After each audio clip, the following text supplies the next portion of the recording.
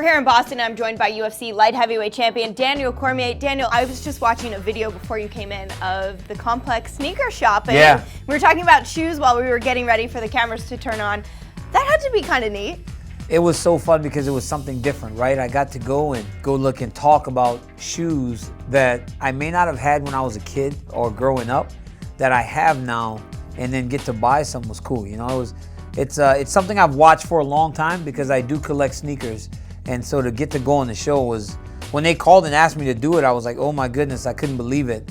And then to get to actually do it was awesome. Make sure you guys go and watch it. It was really neat. And I mean, Complex is such a big platform, and it reaches so many different people that the fight audience doesn't necessarily get to. Was that neat for you too, to see kind of like all the people that you follow already in a different walk of life over there?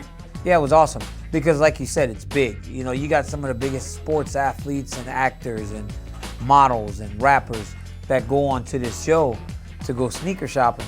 That's why when they called me, I told my nephew Jamel, I was like, hey man, I'm going on Complex sneaker shopping. He was like, no way. He couldn't believe it because we've seen all the biggest stars in the world on there. So yeah, to get in front of a different audience was cool. The reception's been great. I mean, people seem to have enjoyed it. They understand that I'm knowledgeable about my sneakers and appreciate it. So yeah, I'm lucky, I'm happy, and the UFC set it up, and I was just happy that they did. So you've done that, and then we've seen all of your Fight Week media. Does it get to be more and more every fight? Well, I mean, since I became the champion, it's just been a more and more, you know?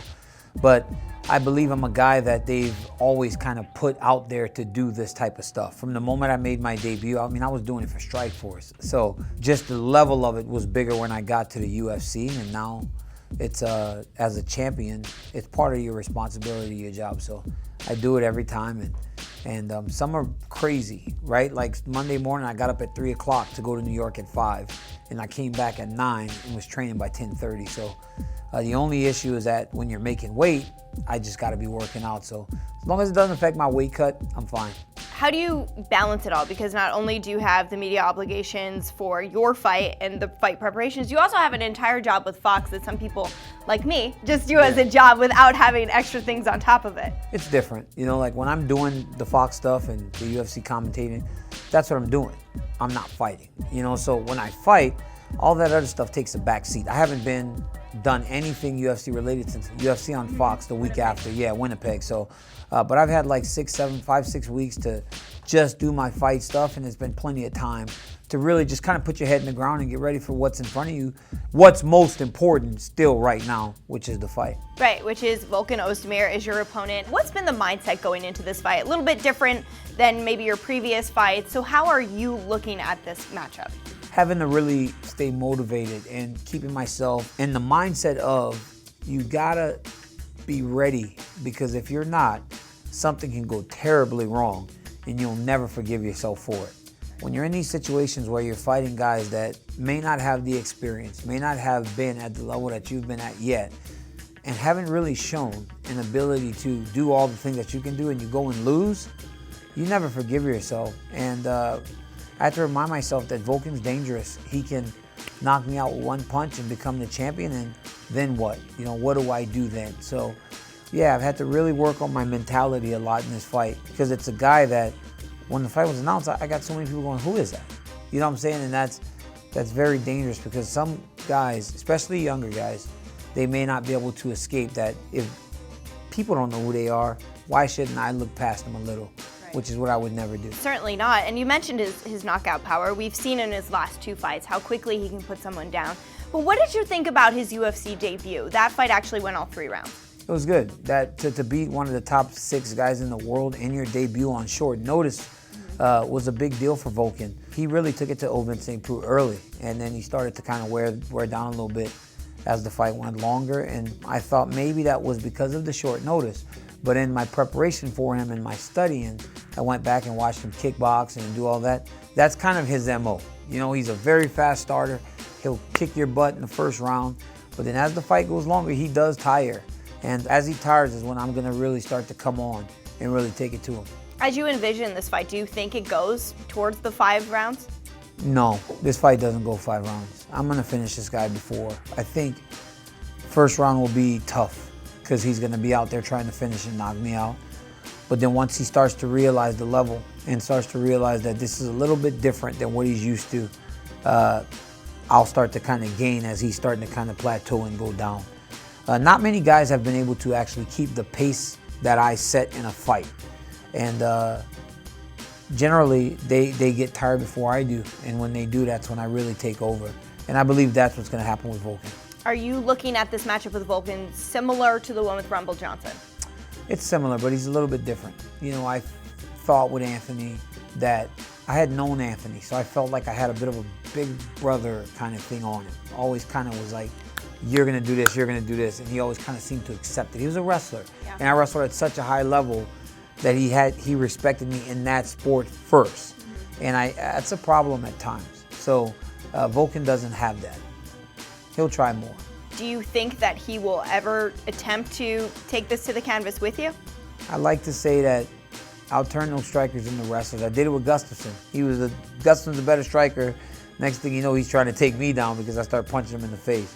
A lot of guys try to wrestle when they start to get hit. And yeah, at some point, Volkan will be shooting. And that's exactly what I want. I read something where it sounded like you believe you're going to submit him. Yes. Is that true? I'm going to beat him up on the ground and finish him. I'm going to finish him somewhere there. I can knock him out, but what's the point in making the fight harder than it needs to be?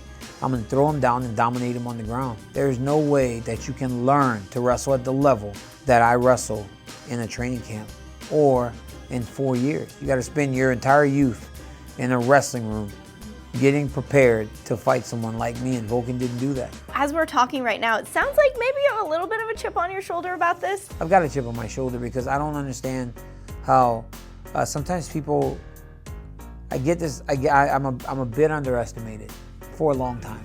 And I got to go out there and continue to do what I do and just dominate. I mean, I've won 19 fights in my career, and the vast majority of them did not look competitive. So I'm going to do that to Volkan Oezdemir and really put it on him. He's just in a bad spot right now because he's fighting me after coming off of a loss. And how are you looking at that? Do you feel like you have to go out there and prove something extra because of the situation in the past 6 months? The pressure's from within, right? I believe and I put pressure on myself to be better every time I step into the octagon. But yeah, I need to go and make a statement.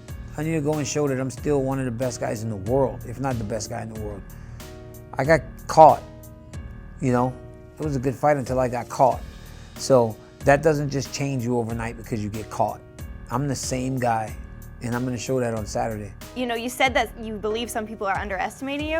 One of our UFC.com writers said that you're like the Patriots. Never bet against Daniel Cormier because he doesn't give you a reason to. Yeah. Would you look at yourself like that as well? I would prefer not to be compared to the Patriots. I hate them, especially after what happened with the Saints last weekend. But why would you bet against me unless it's against Jones? He's the only guy that's shown an ability to compete with me at that level. Nobody else has. So if you feel like giving away your money, go ahead. Bet on Volkan Oezdemir. I'm getting paid. And somebody who's always teasing you about getting paid, Francis Ngannou. Oh my God. You guys look like you've had a great rapport in the past few weeks. How excited are you for this main event? Because I know that you watch fights for a living, you analyze fights for a living. It seems like you're genuinely stoked to see him fight Stipe. I'm so excited. I'm happy for Francis. You know, I remember when he first made his debut and I was working the Fox desk like, wow, who is this dude? And then he's continued to just evolve and build himself into the most dangerous threat that Stipe's ever seen coming. But, man, Stipe's the heavyweight champ for a reason. And he's knocked everybody out himself. Maybe not as flashy, but I mean, we're on the cusp of him becoming the greatest heavyweight champion of all time. So, yeah, I'm excited. I think I'm going to go get a seat to watch that one. I'm going to tell Dana, save me a seat next to the octagon because I'm going to go do my medicals, come back out and watch that fight right next to the cage. I don't blame you, Daniel. It's going to be crazy. Yeah, between your fight and that main event, we're in for quite a treat at UFC 220. Best of luck to you. Thank you so much. Thanks. It's going to be a great night.